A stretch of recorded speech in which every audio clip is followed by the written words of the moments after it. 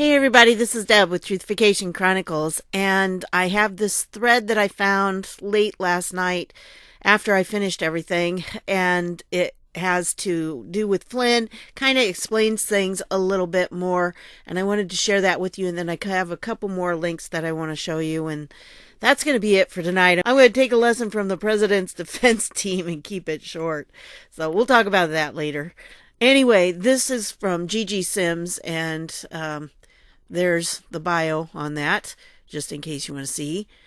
And so, anyway, this is big news regarding Flynn case update. Judge Sullivan asked the parties to address whether there is a need for an evidentiary hearing where the parties would present testimony and evidence to show good cause for withdrawal of Flynn's guilty plea. Okay, now, that's pretty big right there, because if there is an evidentiary hearing, think of all the things that could be introduced as evidence. Could be interesting. And we know that one of the best ways to get things out in the public is to introduce them as evidence in a trial. So could be a very good way of opening the door for some things to come out. If granted, an evidentiary hearing may include, quote, testimony from Mr. Flynn and other witnesses under oath and would be subject to cross-examination, which again would be very eye-opening, I think. And then the DOJ released new documents as part of a 600 plus pages of discovery released to the defense in December 2019, but prosecutors failed to produce missing 302s that were referenced in the index of the December document production. So these 302s, which the prosecution finally produced yesterday, are not the original 302s from the FBI's original January 2017 interview of General Flynn with FBI Special Agents Peter Strzok and Joe Pientka that Sydney has repeatedly requested and been denied. So they still don't have the original one. But anyway, and this is dated January 24th. So I'm recording this on the 25th in the evening.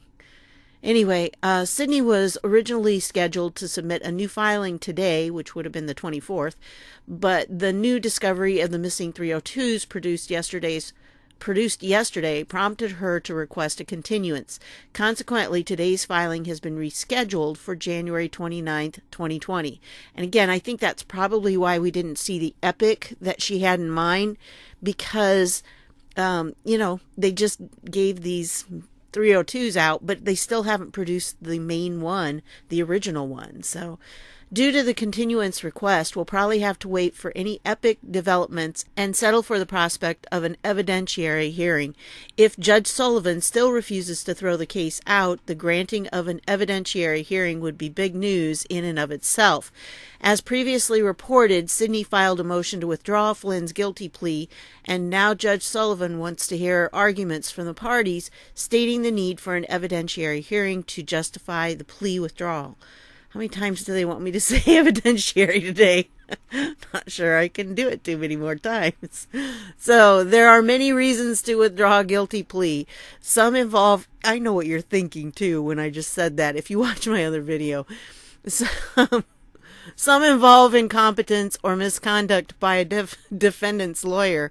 If the lawyer's ineffective assistance was the reason for the guilty plea, a judge generally will allow the defendant to withdraw the plea. Failing to investigate a case, failing to introduce exonerating evidence, or failing to tell the defendant about the consequences of pleading guilty are common examples of ineffective assistance by lawyers. A defendant also might be able to withdraw a plea if the judge agrees that they have a strong case at trial, or if new evidence supports their innocence. Any manipulation of the defendant or threats by the prosecution should justify withdrawing the plea. Sydney's filings have shown that Flynn's Covington attorneys had a conflict of interest, and rather than recuse themselves from representing him in his criminal trial, they proceeded to represent him anyway. In Sydney's last two filings, she detailed and submitted evidence showing that prosecutors altered documents. Flynn's defense also submitted evidence revealing that the prosecution attempted to suborn perjury from General Flynn when they attempted to force him to admit that he knowingly signed a FARA statement which contained false statements. Flynn has always maintained that when he signed the FARA documents that they were valid and true, regardless of the prosecution's numerous attempts to bully General Flynn, to threaten his son and bankrupt him. He has always refused to admit to the contrary. A defendant may be able to withdraw their guilty plea, depending on the state and the stage at which they decide to withdraw it. This usually means that the case will be reset to the stage before the plea bargain was reached. The prosecutor and defense can negotiate a new plea deal, or the case can move forward to trial. Sometimes the judge will dismiss the charges if the defendant withdraws their plea based on new evidence of their innocence. If an evidentiary hearing is granted and moves forward, both sides will be able to call witnesses who will be placed under oath and submitted to cross-examination. As this case has repeatedly shown, many things can happen, so we'll just have to see how it plays out. Until then, there is at least the potential for some very interesting and possibly even epic developments ahead. So I think she was thrown a curve because she got the extra documents. Remember, she got dumped on with a big bunch of documents when she stepped in, and it's just been... she's been trying to keep up with everything, and then they gave her a whole big bunch more. So, and she's still trying to find that original one that was then altered. I think that'll be huge. We know it was altered. We know people who will state that, but they're not sure exactly how it was altered. And we know at the time that it happened, when they originally went in to interview him, they did not believe he was lying. And then it was later that particular story came up, and they concocted that. While perpetrators remain free and we witness the farcical impeachment hoax and the Russia collusion hoax and the illegal FISA wiretapping, it is ever more clear in many ways this is a criminal case not only against General Flynn, it is also a criminal case against the American people. And I think we need to remember that. If they can do it to him, they can do it to us. And that's something that needs to be remembered. Anyway, so I thought that was interesting. You might want that update. I wish I'd have found it before I finished up that video last night, but it was long enough the way it was, especially at the very end when, the outtake. Jennifer Rubin I had in a previous video, and she's back. Look at this. Thank God I was alive to hear Adam Schiff speak these past few days. Oh my gosh.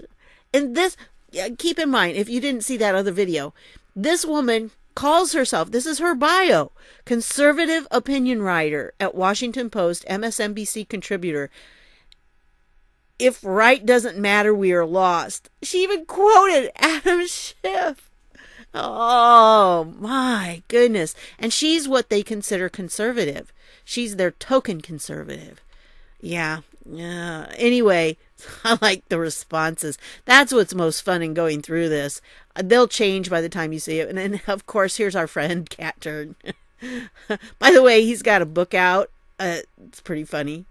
So if you want to support him, you can do that. You can get that. I'm sure if you go to his feed, you'll be able to find the link to it and everything. The parody book. And somebody puts best parody account on Twitter. I mean, this is a blue check person. I mean, she's got a blue check here. It's really her. And she's got a big enough name, I guess, that they gave her a blue check. Notice they have not given Sidney Powell a blue check. Don't you think she needs one? I think she does.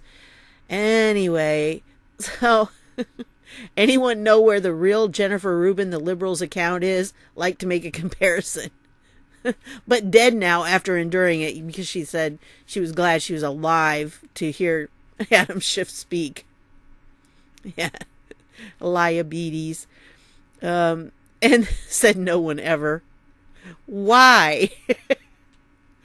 Sarcasm. I love it. You are being sarcastic, right? Please tell me you're being sarcastic. Oh, and then, of course, you've got these people. It's not that Republicans don't think Trump is guilty. It's that they know he is and don't care. Did ya listen today? Well, this is before today. So, maybe her mind has changed.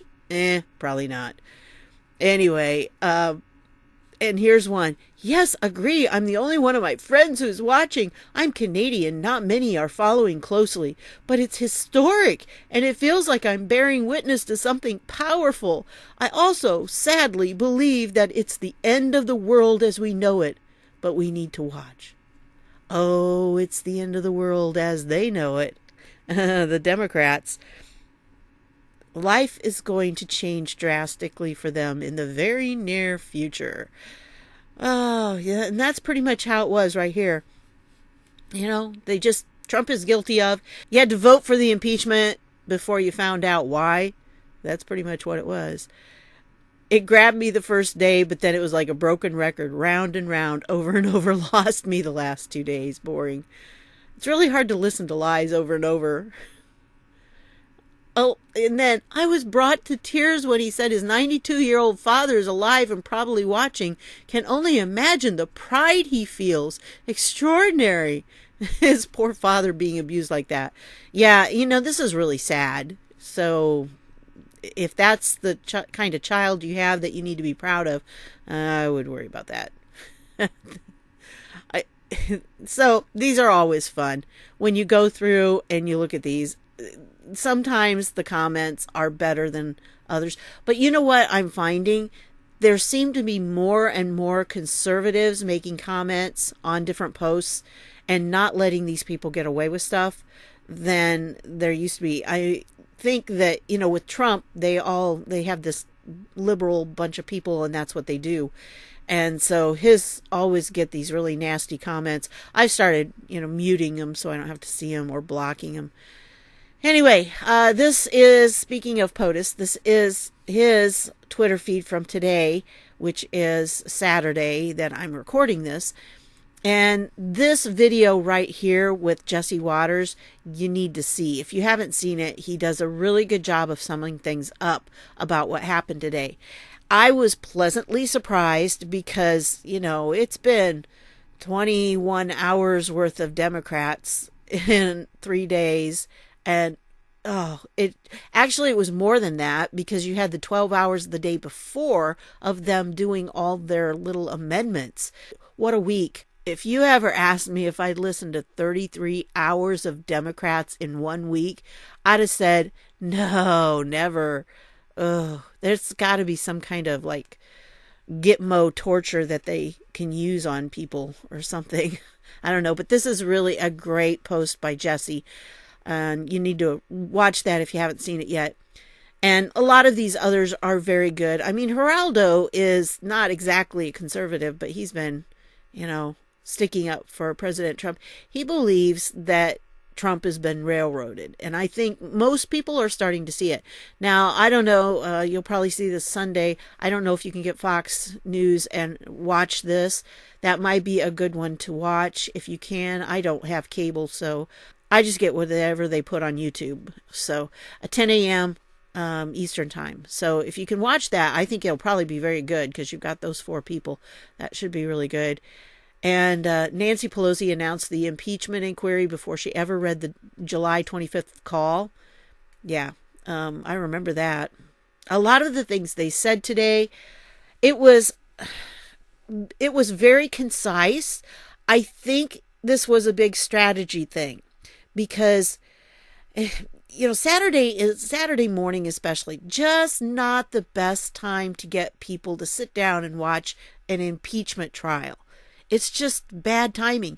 And originally, if you recall, on Tuesday when they were going through the rules, McConnell started out with the thing that said that they were going to have 12-hour days and the Democrats would get 2 days. So that would have been Wednesday and Thursday. So Friday would have been Trump and Saturday. I think if it would have gone that way, that would have been really good because few people would last for 12 hours, although few people did last for 8 hours. I heard that like CBS and NBC went back to their soap operas and their soap operas just had overwhelming higher ratings than the impeachment. So yeah, probably a good choice for them. And most of their people just don't, most Americans are getting sick and tired of this. We don't even want to hear about it anymore. Just take the vote. But they did a very good job. And I was surprised. I was with my mom and we were kind of doing some other stuff. So we had it on in the background. It was in the other room. And it's like, all of a sudden about 12:30, wait, Mom, those are like the people. Are they taking a lunch break? And she looked at me and she goes, I don't know. So we went out to check and it was like, it's over. The live stream had finished. And I thought, okay, gotta watch the end and see what happened. So yeah, they kept it very short. And really, that probably won them points with a lot of the senators because they've been prisoners for this entire time. And the thing is, if this was all brand new and they were hearing it for the first time, that would be different. But it's not. In this day and age, they have already seen the hearings that were televised. I'm sure they've already seen them. They and their staff have processed them. They've read the testimonies. They've had, the Schiff report that was 400 and some pages. They had the 100 pages of the brief that the Democrats gave. Then they had a 30-some page reply. It's not that they haven't read it. They have read the different sides. They've watched the hearings. They've seen the clips. So having them present it and take as long as they did, I think was a bad move for the Democrats. And then this was pretty smart, in my opinion, because Saturday mornings, again, tough crowd, not something people do not want to spend their Saturday all tied up watching political stuff. And when it only lasted a couple hours, very smart move, I think. But I'll show you that in just a minute. It's not just me. But anyway, so yeah, and of course, Trump's approval rating is up. They've been getting a lot of money in the RNC, I believe. And Sondland's testimony, it's full and proper context. That's what needed to be. And the reason they didn't is because it didn't fit what they wanted to say. And they always say they had overwhelming, compelling, and uncontested evidence. But yeah, when it comes down to it, nope, not true, not true. And so, yeah, they've got all these clips. I wanted to show you Jonathan Turley's here because he says by giving up much of the first day, which, see, they had the right to have 8 hours. They could have stayed for 8 hours, but they started at 10 and ended, I think it was about 12:30 or close to 1, somewhere around in there. And so by giving up much of the first day, the White House gave a concise opening, relieved the jury, which are the senators, and pushed the main argument to Monday with a larger television audience. It was a sophisticated and effective strategy that paid off, a very strong start to their case. And that's how I feel about it. That's what I think happened too.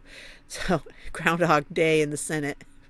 So, just interesting to see what Trump retweets when he does this, and some of the articles that he's posting, don't have anything to do with it.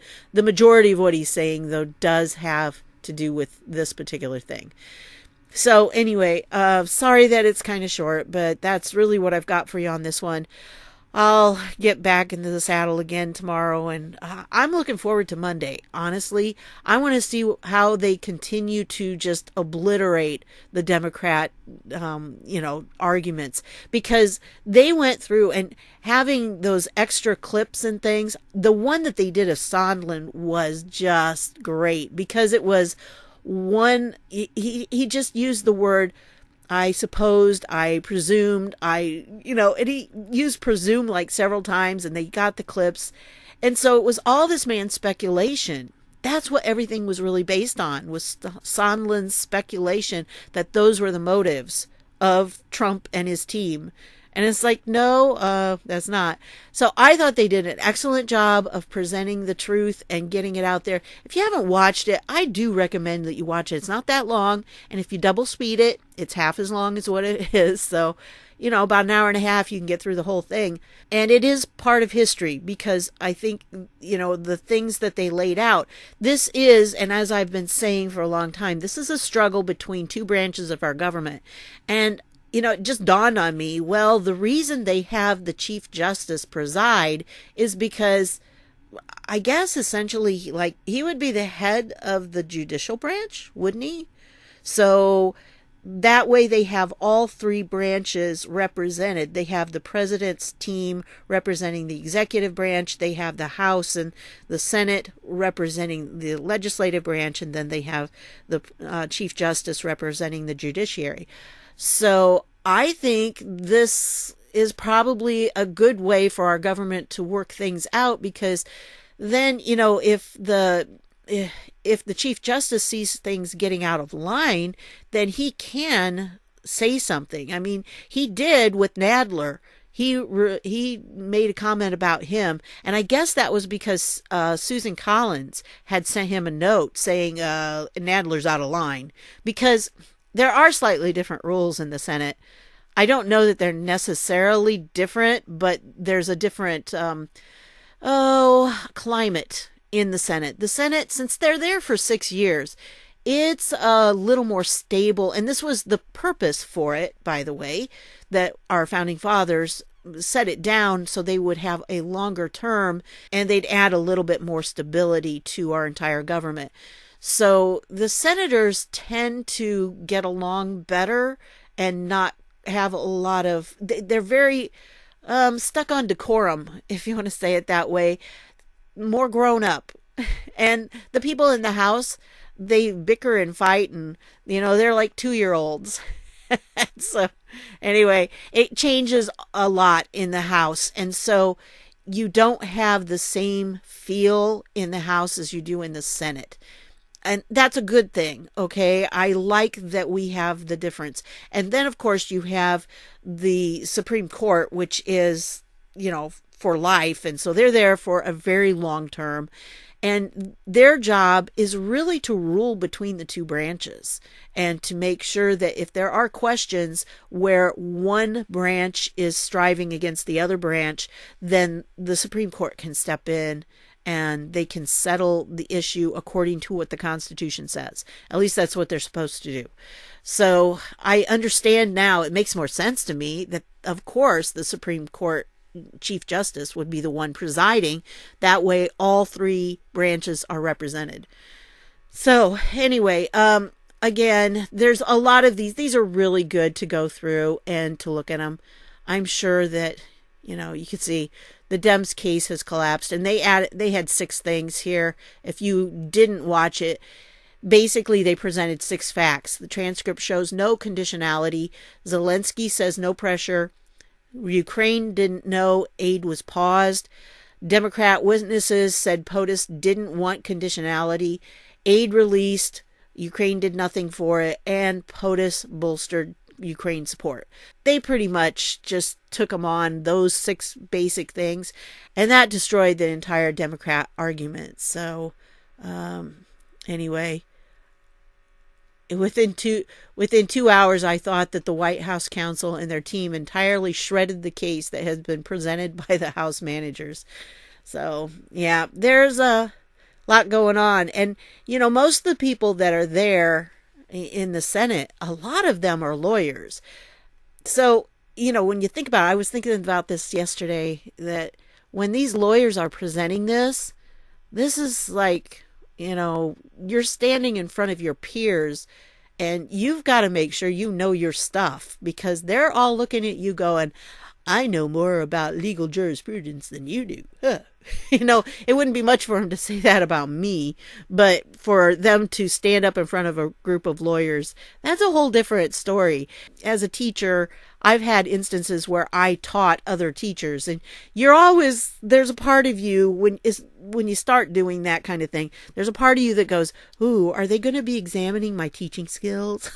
You get a little nervous, but I think they did an excellent job. I thought they kept it, short, which was very important today. And they hit the highlights, the things that needed to be touched. So anyway, that's what I've got for you on this one. I want to thank you for stopping by, and I'll see y'all later.